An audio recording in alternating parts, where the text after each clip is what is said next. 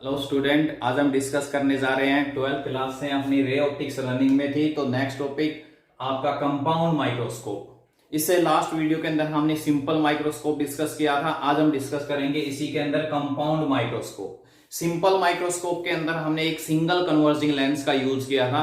अब यहाँ पर कंपाउंड माइक्रोस्कोप के अंदर दो कन्वर्जिंग लेंस का हम यूज करेंगे। ठीक है, तो first of all what is compound microscope, किस पर्पज के लिए बनाया गया है? तो it is an optical instrument used to obtain a highly magnified image. ठीक है, उसके अंदर जो इमेज आती है उससे भी ज्यादा हाईली मैग्निफाइड, मतलब जो सिंपल माइक्रोस्कोप के अंदर जो इमेज आती है उससे भी ज्यादा हाईली मैग्निफाइड इमेज के लिए हम कंपाउंड माइक्रोस्कोप का यूज करते हैं। क्या होता है कंपाउंड माइक्रोस्कोप? इसके अंदर देखिए कैसे बनता है आपके पास। तो इसके अंदर जैसे मैंने बताया अभी आपको कि यहां पर दो इस फर्स्ट जो हमारे पास कन्वर्जिंग लेंस है इसको हम बोलते हैं ऑब्जेक्टिव और सेकंड वाले को बोलते हैं आई पीस। फर्स्ट का होगा हमारे पास ऑब्जेक्टिव लेंस बोलेंगे इसको, ठीक है, और दूसरे वाले को हम बोलेंगे आई पीस। ठीक है, इन दोनों को एक ट्यूब के अंदर इस टाइप से सेट किया जाता है कि जैसे ये हमारे पास ऑब्जेक्ट हो गया ए बी। ठीक है, अब ये ए बी हमारे पास ऑब्जेक्ट है, बहुत ही टीनी ऑब्जेक्ट है। इस टीनी ऑब्जेक्ट की ये हाईली मैग्नीफाइड इमेज हमें ऑब्टेन करनी है। तो ये जो टीनी ऑब्जेक्ट है ए बी, इसकी फर्स्ट जो हमारे पास कन्वर्जिंग लेंस है जिसको हमने ऑब्जेक्टिव नाम दिया है, इस ऑब्जेक्टिव के अंदर से जो इमेज बनने जा रही है वो है आपकी ये ए डैश बी डैश। ठीक है, ये हमारे पास हो गई ए डैश बी डैश। जो फर्स्ट आपके पास ऑब्जेक्ट है ए बी, इस ऑब्जेक्ट की हमारे पास जो इमेज बन रही है वो है ए डैश बी डैश। ठीक है, ये आपकी रियल एंड इन्वर्टेड इमेज आपको यहां पर ऑब्टेन करने लग रही है। अब ये जो दोनों के दोनों लेंस होते हैं ये एक ट्यूब के अंदर सेट किए जाते हैं। ठीक है, दोनों को एक ट्यूब के अंदर इस टाइप से सेट किए जाते हैं कि अब ये जो इमेज बनती है फर्स्ट कन्वर्जिंग लेंस से, ये इमेज सेकंड के लिए ऑब्जेक्ट का काम करे। ठीक है, इस टाइप से दोनों को एक ट्यूब के अंदर सेट कर दिया जाता है। तो ये जो आपके पास इमेज है फर्स्ट कन्वर्जिंग लेंस की, ये सेकंड के लिए ऑब्जेक्ट का काम कर रही है। तो उसके बाद में फिर आपकी इन्वर्टेड इमेज यहां पर इरेक्ट ऑब्जेक्ट, इस ऑब्जेक्ट के रिस्पेक्ट में तो इन्वर्टेड है बट इस ऑब्जेक्ट के रिस्पेक्ट में, क्योंकि यहां जो ये इमेज बनने जा रही है ये तो इस ऑब्जेक्ट की है ना। ठीक है, तो आपके पास मतलब इस रियल जो हमारे पास मेन ऑब्जेक्ट था, इस ऑब्जेक्ट के रिस्पेक्ट में तो इसकी इन्वर्टेड इमेज है बट इसके रिस्पेक्ट में इरेक्ट है। ठीक है, तो ये हमारे पास A double dash B double dash, ये हमारे पास पॉइंट हो गया बी डबल डैश। तो ये देखिए ये आपको ए डबल डैश और B double dash highly magnified image जो है वो आपको ऑब्टेन होने लग रही है। ठीक है, समझ में आई बात? क्लियर है? अब इसी का हमने ऑब्जेक्ट था ए बी, इसी के सेम साइज का यहां पर ले लिया ए वन बी डबल डैश और यहां से एक रे ड्रा करके हमने ये ऑप्टिकल सेंटर हो गया C2, ये ऑप्टिकल सेंटर हो गया C1। ठीक है, आई बात समझ में? तो ये हमारी फाइनल एक हाईली मैग्नीफाइड इमेज बनती है at the least distance of distinct vision. ठीक है, ये हमारे पास ऑब्जेक्ट हो गया जिसको हमने UO नाम दिया है। इस ऑब्जेक्ट की ये इमेज हो गई, इसको हमने यहां से ऑप्टिकल सेंटर मतलब C1 से B डैश तक की जो होगी उसको हम इमेज डिस्टेंस VO के नाम से बोलेंगे। ठीक है, अब इधर आपके पास ये जो है ये इस सेकंड लेंस के लिए ऑब्जेक्ट का काम कर रहा है, तो इसके लिए इसको हम बोलेंगे UE, आई पीस के ऑब्जेक्ट की डिस्टेंस। ठीक है, ये हमारा सेकंड लेंस है जिसको हमने क्या नाम दिया है? आई पीस। आई पीस से जो ऑब्जेक्ट की डिस्टेंस हो गई उसको हम क्या नाम देंगे? UE। ठीक है, अब मैंने पहले बता चुका हूं कि ये दोनों को एक ट्यूब के अंदर इस टाइप से एडजस्ट किया जाता है कि फर्स्ट ऑब्जेक्ट के अंदर जो आपके पास इमेज बनती है वो सेकंड के लिए ऑब्जेक्ट का काम करे और एक हाईली मैग्नीफाइड इमेज आपको ऑब्टेन हो। ठीक है, तो इस ट्यूब के अंदर यहां पर एक साइड में ये आपका ऑब्जेक्टिव लेंस हो गया, दूसरी साइड में आई पीस हो गया। ठीक है, तो अगर इस ट्यूब की लेंथ की बात करें तो लेंथ हमारे पास फिलहाल किसके इक्वल हो जाएगी? VO प्लस में UE, ये हो जाएगी इस ट्यूब की लेंथ। ये VO हो गई, ठीक है, और ये हो गई UE। दोनों का सम जो है उसको हम क्या कहेंगे? इस ट्यूब की लेंथ कहेंगे। ठीक है, चलिए तो आते हैं हम अब हमारे पास मैग्नीफाइंग पावर के ऊपर। तो मैग्नीफाइंग पावर पिछले लास्ट वीडियो के अंदर हमने डिस्कस किया था, it is the angle subtended by image to obtain. तो फाइनल इमेज हमारी कौन सी है, ये है a double dash b double dash. तो ये जो एंगल हो गया ये होगा आपका बीटा, और ऑब्जेक्ट का ये है हमारे पास। तो हमने क्या किया, इसी ऑब्जेक्ट का सेम साइड यहां पर ले लिया a1 b डबल डैश। तो ये हमने एंगल ले लिया यहां पर अल्फा, ठीक है, ये हमारा अल्फा है। तो एंगल सिंस स्मॉल है तो हम इनको tan में भी कन्वर्ट कर सकते हैं, तो tan beta over tan alpha, ठीक है। tan बीटा और tan अल्फा की वैल्यू अब हम फाइंड आउट करते हैं। तो देखिए tan बीटा के लिए मैं ट्राइंगल लेने जा रहा हूं। ट्राइंगल है हमारे पास a double dash b double dash c2, ठीक है। इस ट्राइंगल के अंदर से tan बीटा हम फाइंड आउट करेंगे। tan बीटा क्या होता है, tan होता है perpendicular a double dash b double dash upon में base b double dash c2, ठीक है। आपको ट्राइंगल यहाँ tan बीटा अल्फा के लिए वो ट्राइंगल चूज करनी है जिनके अंदर एक साइड कॉमन हो जाए। अब देखिए दूसरी ट्राइंगल मैं यहां पर लेने जा रहा हूं a1 b double dash c2।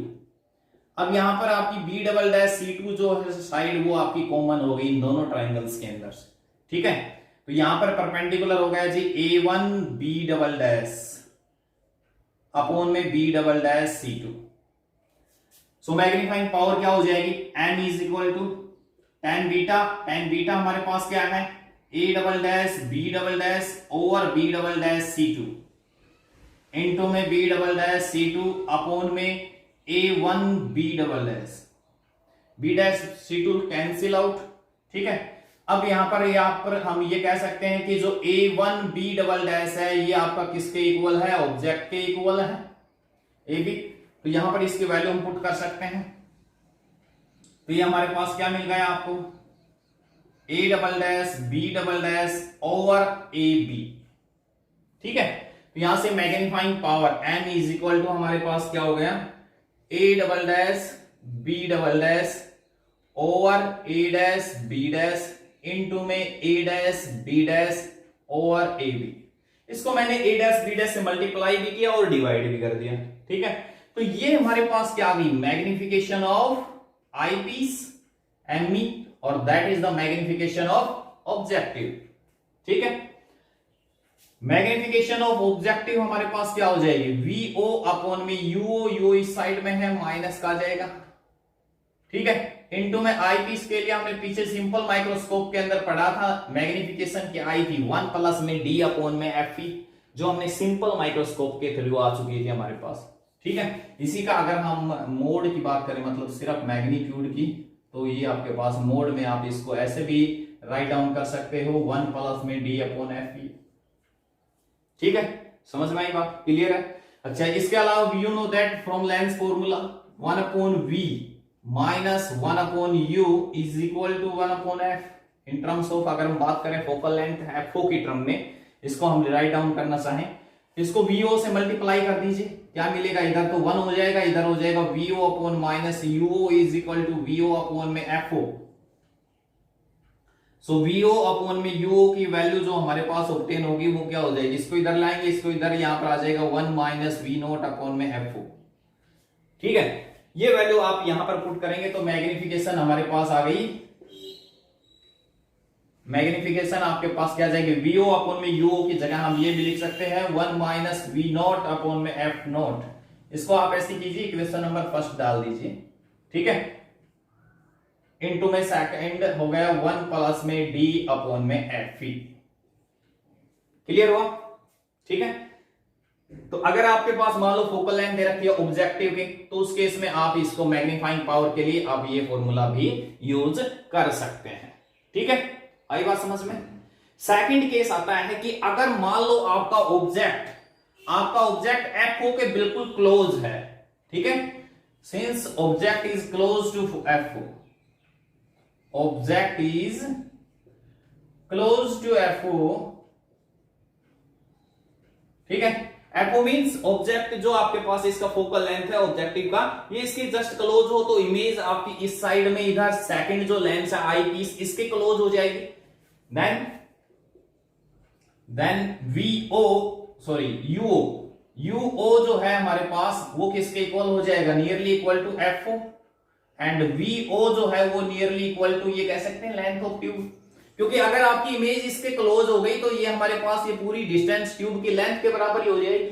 ठीक है, तो फ्रॉम फर्स्ट से हमारे पास क्या रिजल्ट मिलेगा, फ्रॉम फर्स्ट से मैग्निफिकेशन आपके पास ये भी हो सकती है, वीओ की जगह आपने एल ले लिया, यूओ की जगह एफओ ले लिया, ठीक है, इनटू में 1 प्लस में डी अपॉन एफ पी। समझ में आई बात, क्लियर है। यहां से हमें एक बात और क्लियर हो रही है कि यहां जो हम इसके अंदर यूज करते हैं ऑब्जेक्टिव और आईपीस, इनकी जो फोकल लेंथ होगी वो स्मॉल होगी। ठीक है, वो हम स्मॉल यूज करेंगे क्योंकि smaller is the focal length of objective and eyepiece we get a large magnifying power. तो इसलिए हमें इसकी अपर्चर, ऑब्जेक्टिव की अपर्चर है वो भी स्मॉल लेके चलते हैं। ठीक है, और इसकी हम अपने एडजस्ट मतलब मॉडरेट फोकल लेंथ कह सकते हैं, इसकी हम लेके चलते हैं क्योंकि हमें ट्यूब के अंदर एडजस्ट करना होता है और इस टाइप से एडजस्ट करना होता है कि इसकी इमेज जो है फर्स्ट की वो दूसरे के लिए ऑब्जेक्ट का काम करे और एक मैग्नीफाइड इमेज आपको ऑब्टेन हो। ठीक है, तो इस टाइप से हम इनको एडजस्ट करते हैं। एक्चुअली में ऑब्जेक्टिव जो साइज है इसका हम छोटा लेके चलते हैं क्योंकि माइक्रोस्कोप का काम क्या होता है, माइक्रोस्कोप का काम होता है एक टीनी ऑब्जेक्ट की हाईली मैग्नीफाइड इमेज आपको दिखाई दे। ठीक है, तो हमारे पास जो ऑब्जेक्ट होते हैं वो भी टीनी होते हैं, तो इसीलिए हमारे पास जो ऑब्जेक्टिव के अपर्चर हम लेके चलते हैं वो स्मॉल लेके चलते हैं।